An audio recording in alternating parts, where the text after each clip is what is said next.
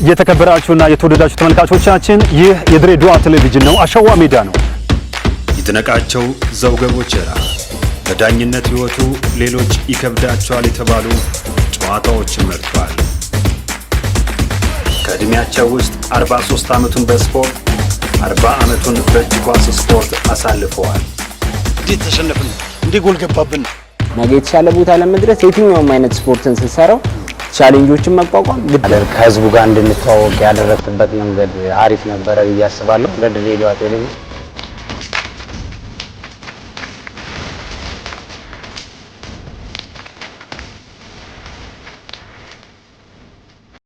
ሰላም ጤና ይስጥልን። የተከበራችሁና የተወደዳችሁ ተመልካቾቻችን በያላችሁበት የተከበረው ሰላምታችን ይድረሳችሁ። ሰላም ለእናንተ ይሁን። እየተከታተላችሁት የምትገኙት አሸዋ ሜዳ ነው። አሸዋ ሜዳ ባሳለፍነው ሳምንት እንግዲህ ከድንቋ የቀድሞ ኢትዮጵያ ብሔራዊ ቡድን ድሬዳዋ ከተማ ተጫዋች አሰልጣኝ አሁን በመሆን እያገለገለች ከምትገኘው ምስጋና አሰፋ ጋር ቆንጆ ቆይታ ማድረግ ችለናል ባሳለፍነው ሳምንት። ዛሬ ደግሞ እንቀጥልና ብዙ ጨዋታዎችን እንግዲህ እንጨዋወታለን ማለት ነው። ምስግን እንቀጥላለን። ባሳለፍነው ሳምንት ለሰጠሽን ጊዜ በጣም ነው የማመሰግነው። ቆንጆ ጨዋታ አድርገናል። ዛሬ በዚህ እንጀምር። ድሬዳዋ ከተማ ሴቶች 8 ዓመት ካፒቴን።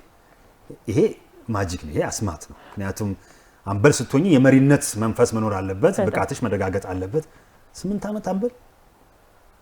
አዎ እንዳልኩ ባለፈው ሳምንት እንዳልኩ ሲጀመር ያው ከመሰረት ጋር በብዙ መንገዶች የሷን ፈር እየተከተልኩ ነበር የሚሄደውና አቅሜን ታውቀው ነበር እሷና ከብሔራዊ ቡድን መልስ እንደመጣሁኝ ልክ እዚሁ ከነማ ላይ ካፒቴን አርጋይ ሾመችኝ። ከኔ ፊት መቅደስ ማስረሻ ነበረችና ከዛ በኋላ ላይ ነው የተረከብኩት። ልክ ውድድሩን ተጫውተን ከመጣን በኋላ ነው የተረከብኩትና ብሔራዊ ቡድን እዚህ ከነማ ላይ 8 ዓመት ስቆይ 7 ዓመት በዋና ካፒቴንነት 1 ዓመት ደግሞ በምክትል ካፒቴንነት ነው የወርኩትኝና እዛ ላይ በመሰራበት ሰዓት በጣም የሚገርም ነገር ያው ሊደር መሆን በራሱ አንድ እንትን ነው፣ አቅም ይፈልጋል። ምክንያቱም አቅም ሲልክ ፐርፎርማንስን ብቻ ሳይሆን ፐርፎርማንስም አንዱ መስፈርትም ሆኖ ዲሲፕሊንም መሆን መቻል አለበት። እዛ ላይ የነበረው ነገር ማለት ነው እንደገና ሊድ የምታረግበት መንገድ። ምክንያቱም ካፒቴን አሰልጣኝ በማይገኝበት ሰዓት የሱን ቦታ ተክቶ ሜዳ በሚገባበት ሰዓት በተለይ የጌም ወቅት ላይ ጌሙን ማኔጅ ማድረግ ልጆቹን ከዳኛ ጋር ያሉትን ነገሮች መቆጣጠር የሚችል እነዛ ነገሮች ስለነበሩ እነዛ ነገሮችን ያን ሁሉ ወይ ደግሞ ያን ያህል ጊዜ በብቃት ተወጥቻለሁ ብዬ አስባለሁ። በጣም በሚገርም ሁኔታ ኢቭን ያው መሪ ስትሆን መምራቱን ሰርተክ ነው የምታሳየው። አድርገከው ነው ሰው እንዲያደርግ ማድረግ ያለበት። መሪ ሁሌም ከፊት ነው። መምራት ማለት አድርጎ ማስደረግ ማለት ነውና በጣም ነበረ ልጆቹን ማነሳሳት፣ ማነቃቃት ይሁን ለአሸናፊነት የሚዳርጉ ነገሮችን ማድረግ ኢቭን ከኋላ መስመር ላይ ነበር እንደውም ረጅም ጊዜ ሲጫወት የነበረውና በጣም በቃ በገር ባይነገር የሚገርም ነበርና ልጆቹን እንዲህ ነው የማደርግበት መንገድ በቃላትም በተግባርም እኔ ስለማይሽ እኔ ልሸውኝ ያቺ እኔ ጮትሽ ነው የሚሰማኝ። ይሄ የምትመሪበት መንገድ በቃ ውስጤ በቃ ይሁን በቃ ሽንፈት የሚባል ነገር ማስተናገድ አልፈለግም ነበርና በዛ መንገድ ቲሜን ለረጅም ጊዜ በካፒቴንነት አገልግያለሁና በጣም አሪፍ ጊዜ ነበረ። ዋንጫዎች፣ ድሎች ምናምን ነበሩ። ቡድኑ በጣም ተሳትፎ እናደርግ ነበር። የሚገርም ከረጅም ጊዜ ያው የነበሩት ከዛ በኋላ የመጡት አሰልጣኞችም በሚችሉት አቅም ሰርተውታል ብዬ አስባለሁ። ግን መሰረት በነበረችበት ሰዓት ለዛ ቅርብ ነበር። በጣም ይገርምክ ለምን አንደኛ ነገር ክለብ የተቋቋመው እኛ ከሌሎች ክለቦች በኋላ ላይ ነው የተቋቋመው። በእርግጥ ከኛ በኋላ ሌሎች ክልሎችም እንትን ብሎ አብዛኛው አዲስ አበባ ነው የሚበላው። ዋንጫው የሚቀረው እኮ እዛው ነው በእርግጥና አዲስ አበባ ላይ ነው። የትም ክልል ተዘጋጀ አዲስ አበባ ነበር የሚወስደውና ሌሎች ክልሎች ከዛ በኋላ ስለተቋቋመ የነበረን እንቅስቃሴ ወይ ደግሞ የነበረው ቅንጅት ወይ ደግሞ ለውድድሩ የነበረን ብቃት ረጅም ጊዜ አልቆየ። መሰረት አቋቋመች 2007 ላይ ወደ ወንዶች ሄደች። በጣም አጭር ጊዜ ነበረ። 2005 ነው የጀመረችው፣ 2007 ላይ 2004 ጀመረች፣ 2007 ላይ ወደ ወንዶች ሄደች። በቃ ከሷ ጋር የነበረን ጊዜ በጣም አጭር ነበረ እና ቅርብ ነበርን። በዛው ቀጥሎ ቢሆን ኖሮ እነኛ አይነት እንደዚህ ሰክሰሶች ይገኙ ነበር ብዬ ሙሉ ተስፋ እናከራለሁ። ለምን በጣም የሚገርም ቲም ነበረ። ምሳራው የነበረው ነገር ለማብቃት ልጆችን ለማብቃት የምታረግበት መንገድ ይገርማል።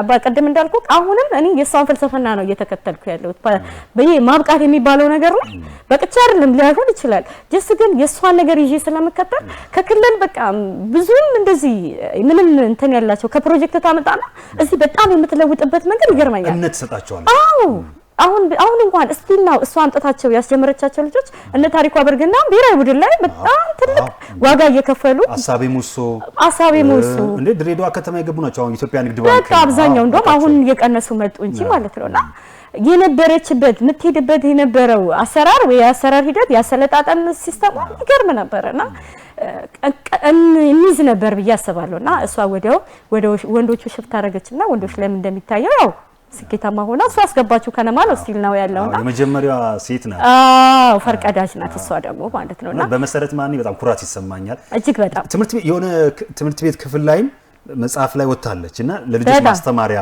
መሆን ይችላልች እያስተማርንበት ነው እያገለገልንበት እየተገለገልንበት ነው በጣም ይገርም ራሷን ትምህርት ቤት ናት በነገራችን ላይ የእውነት የሚገርም ነገር ማለት ምልክት ናት በጣም የትኛው ጨዋታሽ ላይ ነው ቀያየሽና ወጣሽ ቅጣትሽን ጨርሰሽ ተመለሽ በዛው ተመለሽበት ሰዓት ቀያየሽው ቀዩን በጣም የሚገርመኝ አጋጣሚ ነበርና አዳማ ላይ ቀያየሁኝና ልክ ሜዳችን ላይ ስንመጣ ደግሞ ማረፍ ነበረብኝ አጋጣሚ የዳኛዋ ሪፖርት አንድ ጨዋታ ብቻ ነበር የሚያሳርፈኝ ልክ ያንን ጨዋታ አርፌ ድጋሚ ወይ ስንወጣ አዋሳ ነበረ አዋሳ ላይ ስንሄድ አዋሳ ላይ እንደነገ ጨዋታ እሁድ ልንጫወት ቅዳሜ ቫለንታይን ዴይ ነው እና ቫለንታይን ዴይ ነው ከልጆች ጋር ሆነን ሃይሌ ሪዞርት ልንዝናና ሄድን ልንዝናና ስንሄድ እኔ ነበርኩኝ ከእንተኔ ስወጣ አስቤበትም ነበር ይመስለኛል የርኩት በወቅቱ ማለት ነው ሪቫኒ አልቀረም ጆሮዶቲ አልቀረም በቃ ቻፕስቲክ አልቀረም ጫማ አልቀረም ሙሉ ነገር ቀይ በቀይ ነኝ በቃ ሰርፕራይዝ ነበር ያረኳቸው ልጆቹን ማለት ነውና የሆነ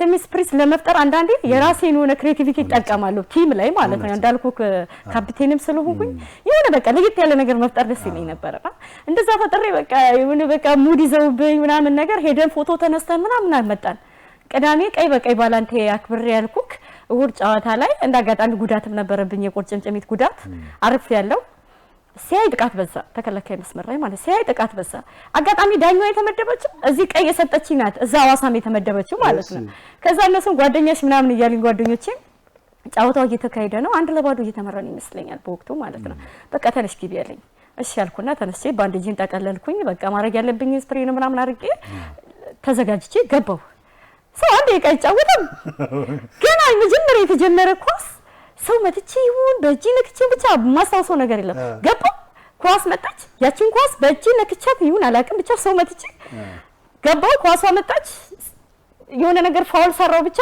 እሷ መጣች ቀይ ሰጠች በቃ ምንም ተናገሻታል የመጀመሪያው ቀይ ላይ የመጀመሪያው አግባብ ያልሆነ አቦብዬ ነው እኮ ተናገርሻታል አቦብዬ አቦዳኛ ብዬ ስጠብቅሽ ነበር ማለት ነው አቦዳኛ ብያታለሁ አትበይኝ ብላ አቦ አልሽኝ በቀይ ሰጠኝ እንዴ ምን አረኩሽ ላታለሁ አቦ አልሽኝ እንዴ ታዲያ አቦ ስድብ ነው እንዳልሽኝ እንግዲህ አቦን ያልኳት ግርማ ጥንቅሽ አንዱ ጣቱ እንደዚህ ገረድ ያለች ነውና እንደዚህ ሲል ዳኛውን ሰርበኛል እንዴ ብሎ በቀይ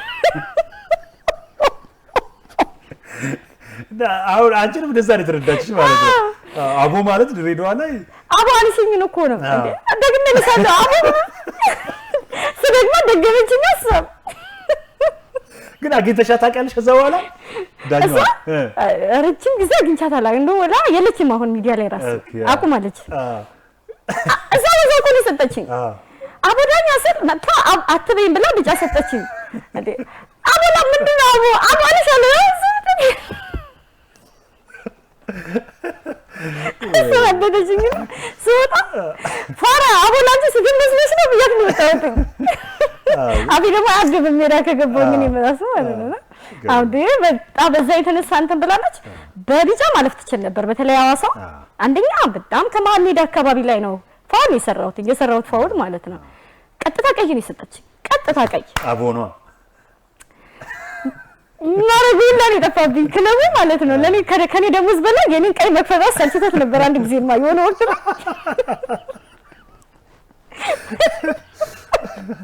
እናንተ ነበር ማስከፈል የነበረበት የምሰጠውን አገልግሎት ስለሚያይ እንጂ ክለብ ብሎኛል እስከዳ አንደኛ ደሞዛችን እኮ ትንሽ ነው ይዛው ሰዓት እንዳሁን እንኳን አይደለም እኮ እንዲሁ ደም ነው የምንሰጠው እንጂ ለማሊያ ነው እንጂ የምንጫወተው እኮ ክፍያ ኖሮ አይደለም በወቅቱ ማለት ነው ክፍያቸው ስለሚያሳዝነኝ ነው አሁን ሲሰለች ያንቺ ቀይ ነው በአንድ አመት እኮ 4 ቀይ ያለው ሲያልፈልግ አምበሎንሽ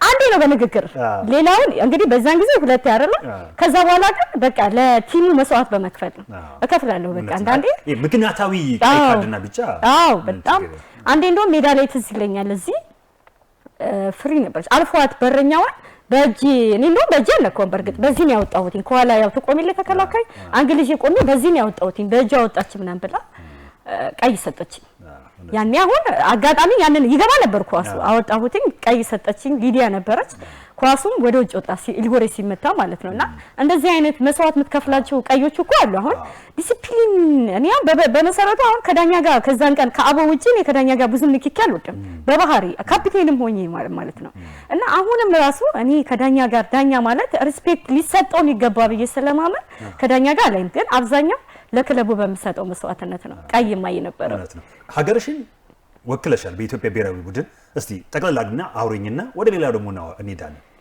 ሀገሬን የወከልኩበት ያው ባለፈው እንዳልኩክ ያው ከግቢ ግራጁዌት አድርጌ እንደመጣው አካባቢ ላይ ከነማ የመጀመሪያ አመት እንደተቋቋመ ይዞን የሄደ ወቅት ላይ ነበር ሀገሬን የወከልኩት እና የዛን ወቅት ላይ ሉሲ ማቀጣጣያም ላይም ነበርኩ ብሔራዊ ቡድን ላይም ነበርኩ ልክ ብሔራዊ ቡድኑ ስንጨርስ ሉሲ ማቀጣጣያው ላይ ነበር ድጋሚ ሰርተረ ሁኔታ በተለያየ ኬዞች ምክንያትም ባቆሙ ወይ በቀነሰም ሀገሬ ላይ ግን ታንዛኒያን ኢትዮጵያ ታንዛኒያን ባሸነፈችበት ጨዋታ ላይ አንዷ የስኳዱ አባል ነበርኩኝና በወቅቱ ደስ የሚል ነበር በወቅቱ ደግሞ አንዱ ድባቡ ደስ የሚል የነበረው ምንድነው አሰልጣኝ ሰውነት ነው አይደለ የወንዶች ከ31 አመት በኋላ ወደ ሰውነት ቢሻው ዘሴም ታይም ነበረ በወቅቱ የነበረው ሁኔታ እና ድባቡ ሞራሉ የሆነ የሀገር ስሜት የሀገር ፍቅር በእግር ኳሱ የምታየው ነገር በጣም ደስ ይል ነበርና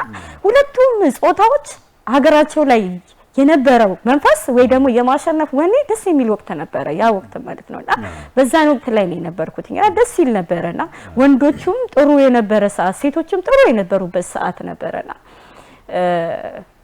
ነነቃቃቱ ደስ ይላልና ያንን መንፈስ ይዤ መጥቼ ክለቤ ላይ ያንን ልምድ ለማድረግ ወይ ከዛ ያመጣሁትን የወሰድኩትን ልምድ ተግባራዊ ለማድረግ ክለቤ ላይ በጣም ሰራ ነበር ክለቤ ላይ ድጋሚ ለመሄድና እኔ ባለድ እንኳን ሌሎች ተጫዋቾች እንዲታዩ የማድረግ ስራ ትልቅ ስራ ነበር ያም ይመስለኛል ሊደርነቱን እንድረከብ ከዛ በኋላ መጥቼ ሊደርነቱ የተረከብኩትኝና እንድረከብ ያደረገኝ ከዛ ይዤ የመጣሁትን የልምዴ ይመስለኛልና ሞር በጣም እንዲሁ አንዳንዴ እኮ ምሰራው ነገር በእውቀት የተደገፈ ሊሆን ይችላል በስሜት ሊሆን ይችላል በጣም በእውቀት በብስለት በጣም በበርካታ ነገሮች ኢሚዲየትሊ ለውጥ አግኝቼበት የመጣሁት ብሔራዊ ቡድን ላይ ያለው ነበር ማለት ሀገር እንዳልከው ሀገር መወከል ትልቅ ኃላፊነት ነው የብዙ ተጫዋቾች የመጨረሻ ታርጌታቸው ቢሆን አንዱ ታርጌታቸው ሀገር መወከል ነው በቃ ኢንተርናሽናል ሄደው የተለያዩ ሀገሮች ላይ ፕሮፌሽናል ሆነው መጫወት ሌላ ህልም ነው ሀገርን ወክለ ስትጫወት ነው ቀጣይ ህልም የሚታለመውና ሀገርን ወክለ ስትሄድ ደስ የሚል ስሜት አለው የእውነት ምነግር ከምገልጽ በላይ ማለት ነውና ሯጮች እኮ ወዶ አይደለም ሲያሸንፉ ባንዲራ ሲያዩ የሚያለቅሱትና እኔም በዛ አጋጣሚ ላይ ያገኘው ትድል ለኔ ትልቅ መነሳሳትና አንድ ታሪክ ነበር በጣም ጥሩ የድሬዳዋ ከተማ 8 አመት ቆይታሽ ስትለቂ ብዙም ደስተኛ ነበርሽ ማለት እውነት ነው ለምንድን ነው ባላመንኩበት መንገድ ስለለቀኩ ሊሆን ይችላል ማለት በቅቶኝ ወይ በኒ ምክንያት ወይ ደግሞ ምንድነው መጫወት አቅም አጥቼ አልነበረም እና ያቆምኩት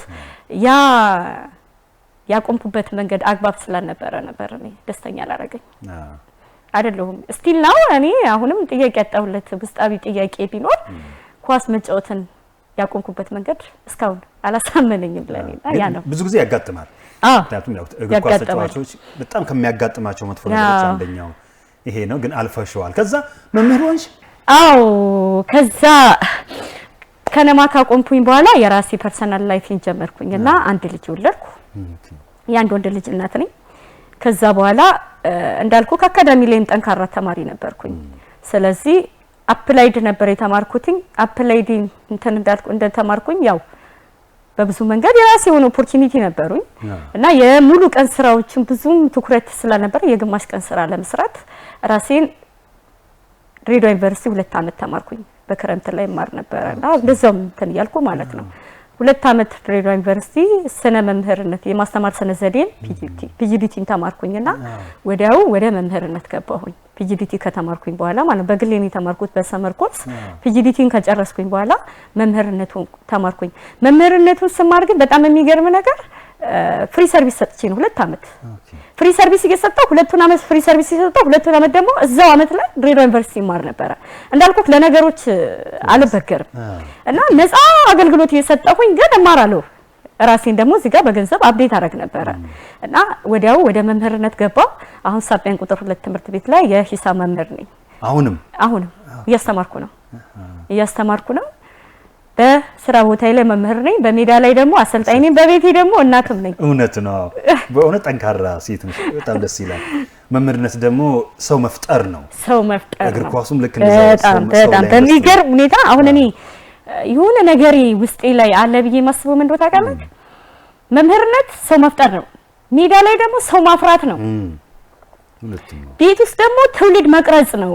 ልጅ ማሳደግ በራሱ አንድ ትልቅ ኃላፊነት ነው። ልጅ ማሳደግ ብቻ አይደለም፣ ሰው እንዲሆን ሰው ምን ልበልስ፣ አንድ አትክልት እኮ ዝም ብለህ ስለተከልከው ውሃ እያጠጣህ አትተውም፣ ትኮተኩተዋለህ። በጣም የሆነ ነገር ይዞ እንዲያርግ የምትሰጠው መሰረት አለና እሱ በራሱ አለ። ሜዳ ላይ ስንመጣ ደግሞ 30 ልጅ ከረዳት ጋርም ሆነ ልጅ ይችላል ሊድ አድርገህ ለውጤት ማብቃት ለጀመርከው ወይ ደግሞ ለገባክበት አላማ ሰክሰስፉል ለመሆን የምትከፍለው ዋጋ አለ።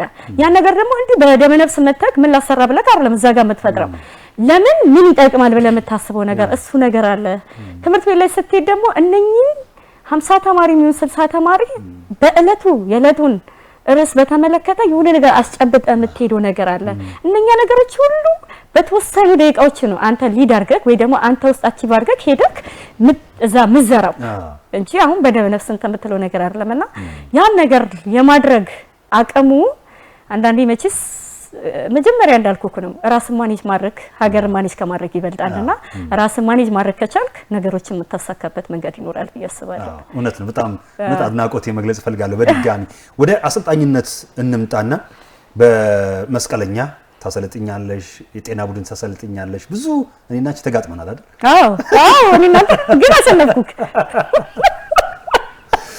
የዘበ የልፍ ጨርጨር ብዬ ነው ተው የሪንቴው የማይረባ ነገር ነው ያንቺ ይሻላል። እንዴት ገባሽ ካዲያ ወደ መስቀለኛን ይዛችሁ መጣችሁ? እስቲ አሰልጣኝነቱን ደግሞ አውሪኝ።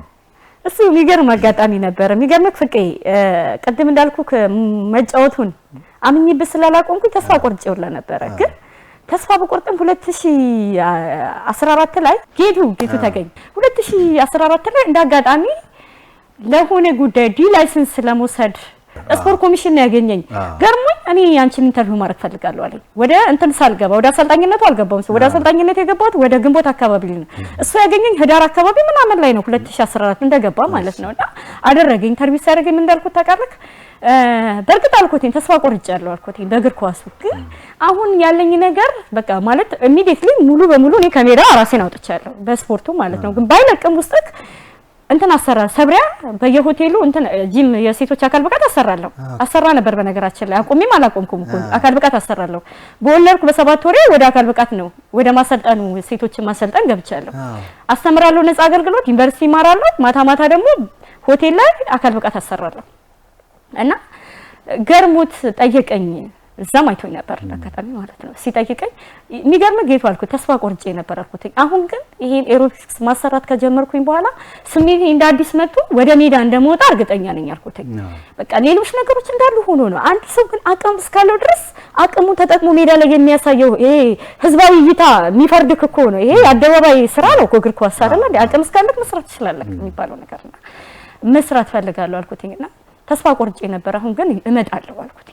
በየትኛው አጋጣሚ እመጣለሁ ስለው ግን አንቺ እመጣለሁ አልሽ። አሁን አንቺ እየሰራሽ ነው።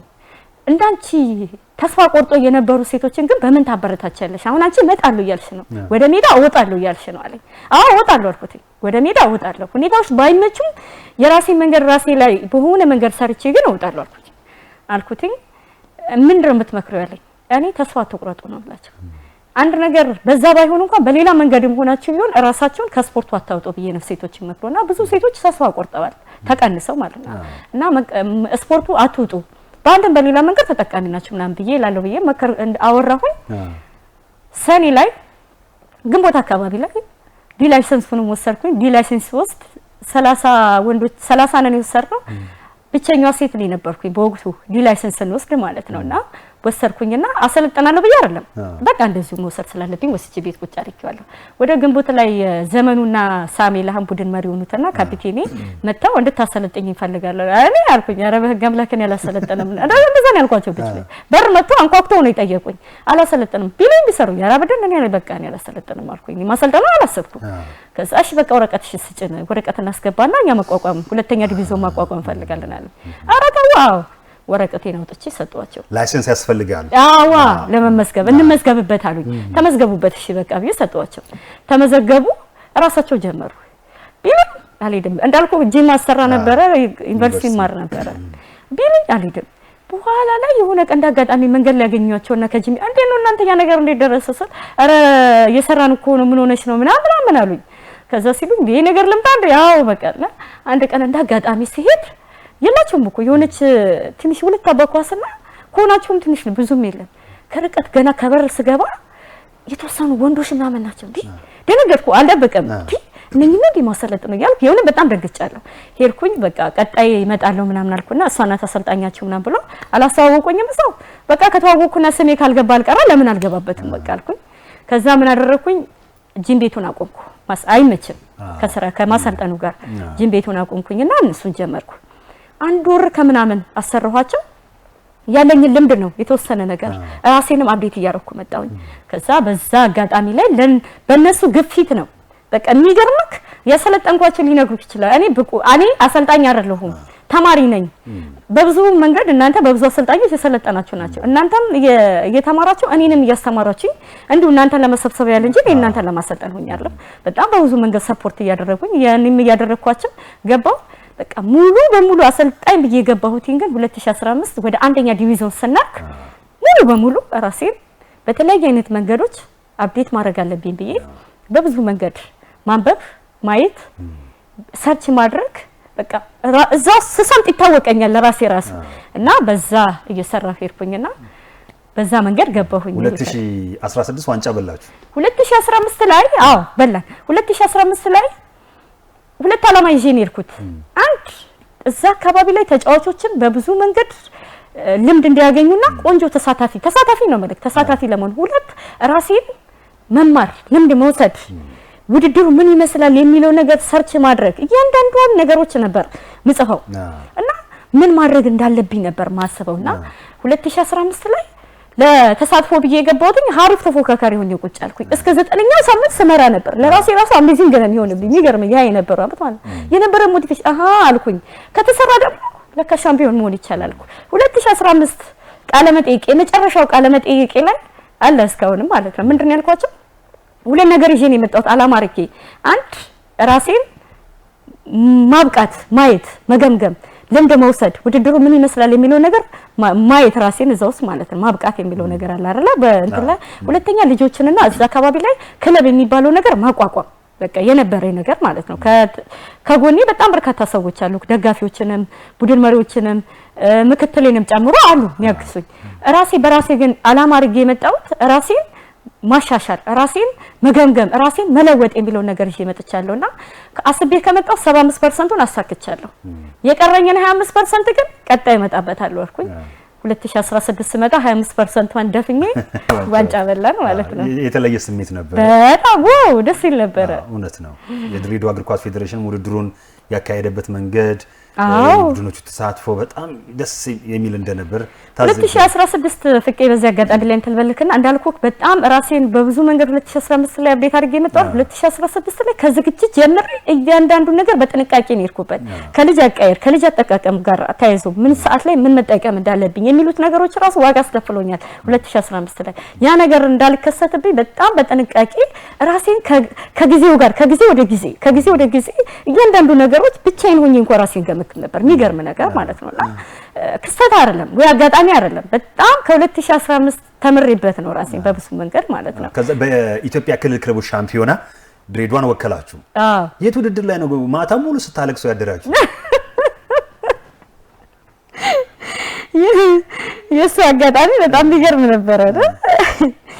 ቁጭትም ነው የዛን ጊዜ የመጨረሻ ውድድርም ነበር እና ያው መለየቱ አንዳንዴ እኮ ተሰልቻቻለካ የኔ ልጆችና እኔ ደግሞ በጣም በሚገርም ሁኔታ አመቱ ትሬኒንግ በቶን አይደለም የምንለያየው የሆነ በቃ እንዳይሰለች የሚያደርጉ ነገሮችን ነው አንድ ላይ እንደ ቤተሰባዊነት ነገርም ስለምናደርግ የመጨረሻ ጨዋታ ቀን በቃ ቁጭትም ነበር እልም ነበር እንዲሁ ሲያለቅሱ ነው ያደሩት በቃ ንዴትም ነበር። አንቺም አልቀሰሻል አሁን? አሬ ማቶ አግኝቼ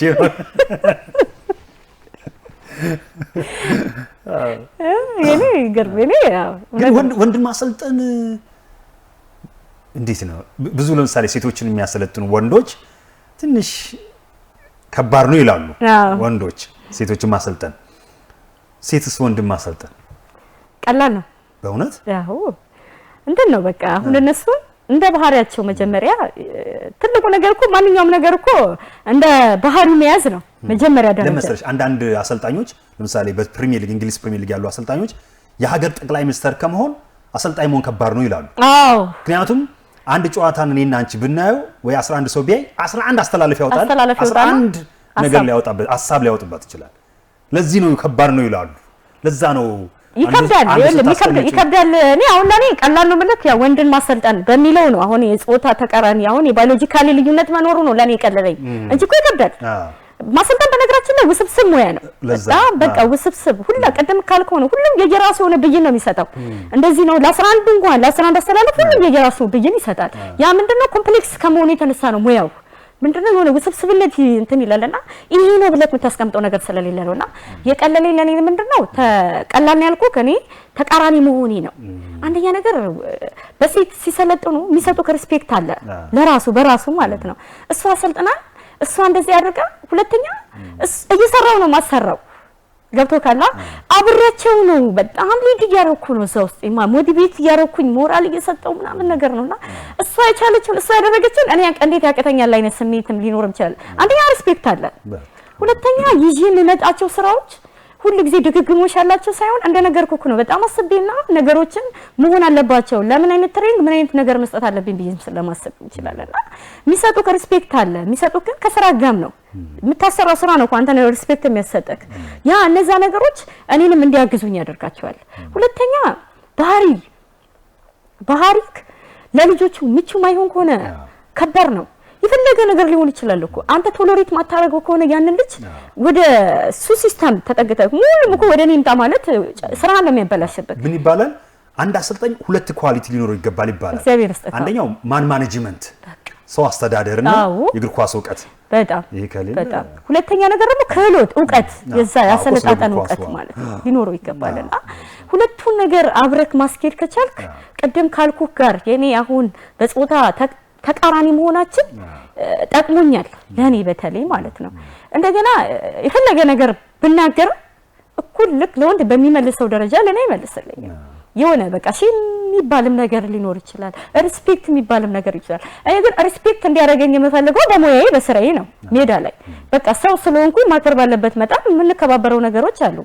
ግን ያ እንዳለ ሆኖ ሰው መከባበር ያለበት ስትከባበር ነው ስራው የምትሰራው። እሱ እንዳለ ሆኖ ግን እኔን ሞር በቃ በሴትነቴ ሳይሆን እሱ እኔን እንዴት እንቆጥቆጦ እንዲያከብረኝ የምፈልገው በሙያዬ ነው። ሙያ ላይ ስትኖር በሙያ ነው። ምክንያቱም እኔ ባዮሎጂካሊ መለያዬ እንጂ የሙያዬ መለያ ሊሆን አይገባም። በቃ እችላለሁ በመቻሌ ግን አክብሮኝ ስራዬን ሊሰራልኝ ይገባል። ዕውቀት የጾታ መለያ አይደለም። ስራ ላይ ስገባ ፍጹም ሌላ ሰው ነኝ። በቃ በጣም እቀየራለሁ።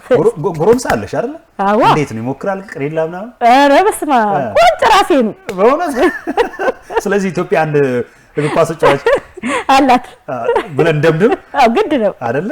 ጎበዛው እንደዛ ማበርታት የተሻለ ነው የሚሆነው። አላትና እንት ቀፊራ ኮኮ ገባሽ አይደለ? ለተወሰነ ጊዜ እንዴት ዝውውር ነበረው? አዎ ያው የነበሩት ነገሮች እንዳለ ሆኖ ግን ያ ለኔ የሆነ ወቅት አጋጣሚ ነው የሆነ ወቅት ታሪኬ ነው ለኔ ማለት ነው። እና ምንድነው ለኔ ከዛ ነገር ላይ አንድም ቤተኛው አካባቢውን ቤተኛው አጋጣሚ ሆኖ የመስራት አቅም እንዳለኝ ማይበት ነው ለኔ ማለት ነውና ያሉት ነገሮች እንዳሉ ሆኖ ለኔ ግን የትም አካባቢ ላይ በሰራ የራሴን አቅም ማውጣት እንደምችል አይቼበታለሁ። በግል ምስጋና አሰፋ ዛሬ ላይ ደርሳለች። የት ነው አላማዋ? አንደኛ በተጫዋችነት ዘመን ያየሁትን ሀገርን የመወከል አላማ ማሳካት ነው። ሀገሬን ወክዬ በሆነ ወቅት ላይ ለሀገሬ የሚሆኑ ሴት እግር ኳሶችን የማሰለጥንበት እቅድ አለኝ በሆነ ወቅት ላይ። ሲቀጥል ደግሞ በራሴ የኔ የምለው አሻራ የማሳረፍበት ሴቶችም ሊሆን ይችላሉ ወንዶችም ሊሆን ይችላሉ አካዳሚ መክፈት የሆነ የራሴን አሻራ የማሳረፍባቸው ትውልዶች ማፍራት እኔነቴ ውስጥ ያለው ዕውቀት እኔ ውስጥ ያለው ክህሎት እኔ ውስጥ ያለውን ስኪል የማይባቸው አንድ ዲቪዥን ላይ በተለያየ አሰልጣኞች የሰለጠኑትን አንተ አቀናይተህ አካል ብቃት አሰርተህ የሆነ ሲስተም ተጠቅመህ እንትን እንድታላቸው እንጂ ያንተ ኳሊቲ ሞር የሚታይበት አይደለም በዲቪዥን ደረጃ ማለት ነው። ለምን አንዴ ያደገን ዛፍ እኮ በብዙ መንገድ እንትን ለማለት ይከብዳል። ያለውን ነገር ግን አስተካክለን ለውጤት ለማብቃት ነው። በቃ በዲቪዥን ላይ ውጤት የኢትዮጵያ እግር ኳስ የተበላሸው እኮ በዚህ ምክንያት ምክንያቱም መስራት የሌለብን ቦታ አንሰራም ላይ እንወጣና ከዛ በአናት ኳስ የሚመልስ ልጅ ይሆናል። ያ ነገር እንዳይሆን የኔን አሻራ የማሳረፍበት ትውልድ ማፍራት ታች ገና አሁን ባለሁበት ሌቭልም ባለሁበት አሁን በደረስኩበት ሁኔታ አሁን በማሰለጥንበት ሁኔታም ቢሆን አብዛኛው አሁን ላይ ያለሁት እዚህ ላይ ደረስኩበት አሁን ላይ ያለሁበት ሁኔታ ዲቪዥን ነው ያሰለጠንኩበት ያለሁት በተግባርም በስነ ምግባርም የታነጸ ዜጋ ማፍራት የኔ ድርሻ ነው። በተለይ ሴቶች በተለያየ አይነት መንገድ እንደዚህ መውጣታቸው እኔ እውነት አሁን ያንተን ኢንተርቪው ያየሁት የወጊትን ሳይ በጣም ነው ደስ ያለኝ፣ ሃይማኖትን ሳይ በጣም ነው ደስ ያለኝ እና ሌሎችም አሉ ተደብቀው የቀሩትና በጣም ደስ ይላልና እኔ በዚህ አጋጣሚ ላይ አሁን ላለሁበት ከፈጣሪ በታች ብዙ ሰዎች ዋጋ ከፍለዋል። ብዙ አሰልጣኞች ለኔ እዚህ መድረስ ፈርቀዳጆች ናቸው። ከነዛ ውስጥ በብዙ መንገድ የምነግራት መሰረነት አቡዬ ፍስሃ አቢ ራሱ መንግስቱ በጣም በርካታ ነገሮችን ለኔ የተማርኩባቸው ነገሮች ናቸውና እነዚህ ሰዎች በዚህ አጋጣሚ ለማመሰግናቸው ፈልጋለሁ። የተከበራችሁና የተወደዳችሁ ተመልካቾቻችን እንግዲህ ከምስጋና አሰፋ ጋር በሁለት ክፍል ያደረግነው አሸዋ ሜዳ ቆይታ የተመለከታችሁትን ይመስላል። ቀጣይ ህይወቷ የተባረከ እንዲሆን እንመኛለን።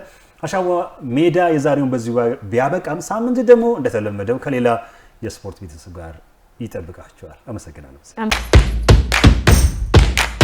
የተከበራችሁና የተወደዳችሁ ተመልካቾቻችን ይህ የድሬዳዋ ቴሌቪዥን ነው። አሸዋ ሜዳ ነው። ይድነቃቸው ዘውገ ቦቸራ በዳኝነት ህይወቱ ሌሎች ይከብዳቸዋል የተባሉ ጨዋታዎችን መርጧል። ከእድሜያቸው ውስጥ 43 ዓመቱን በስፖርት 40 ዓመቱን በእጅ ኳስ ስፖርት አሳልፈዋል። እንዴት ተሸነፍን? እንዴት ጎል ገባብን? ነገ የተሻለ ቦታ ለመድረስ የትኛውም አይነት ስፖርትን ስትሰራው ቻሌንጆችን መቋቋም ግድ ከህዝቡ ጋር እንድንተዋወቅ ያደረክበት መንገድ አሪፍ ነበረ ብዬ አስባለሁ። ለድሬዳዋ ቴሌቪዥን